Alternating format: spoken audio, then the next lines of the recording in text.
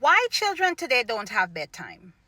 Why, when a child is born, parents today do not structure their children to have bedtime? And I'm talking about the youngest infant. I remember, and if you're old school and know about this, you are welcome to comment in the bottom in the comment section. But I remember when I gave birth to my first child, and I gave birth to my first child in 1996. Okay?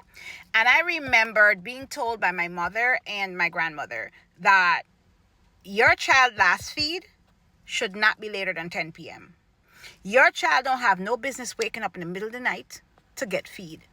After that child passed that 3-month mark where the child is having that strict schedule of every 3 hours, every 4 hours feeding. After that 3 month, once that child hit 3 months, you're supposed to be putting that child on a structured schedule. So that child should have the last meal latest 10 p.m. And that child should be sleeping through the night. Right? That was one thing my grandmother and my mom told me. Secondly, your child should not go to bed later than 8 p.m.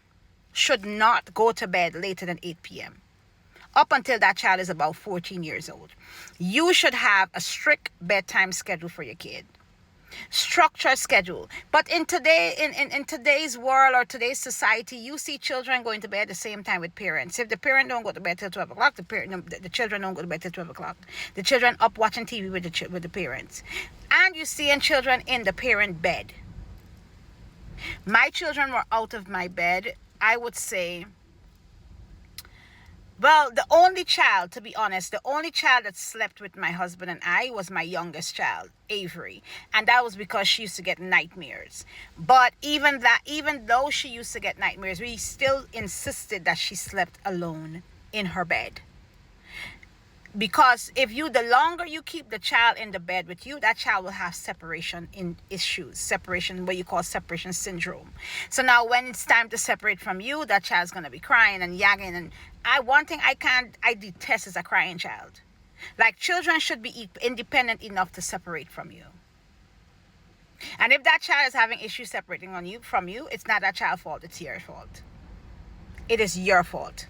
And if you are married and you have a young baby and that child is so clingy to you, you are eventually pushing your husband or your spouse into another woman's arm, because you don't have time for your marriage now. Because when you're supposed to have time for your spouse, that child is now in you and your spouse's time. And that's something that I learned from my parent and my grandparent. After 8 o'clock, baby should be sleeping. You should be sitting down having conversation with your spouse, spending time, meaningful conversation with your husband, meaningful time with your husband. Because some people believe that is God, children, then spouse. But it's the other way around. It's God, your spouse, then children. So you're supposed to take time for your spouse.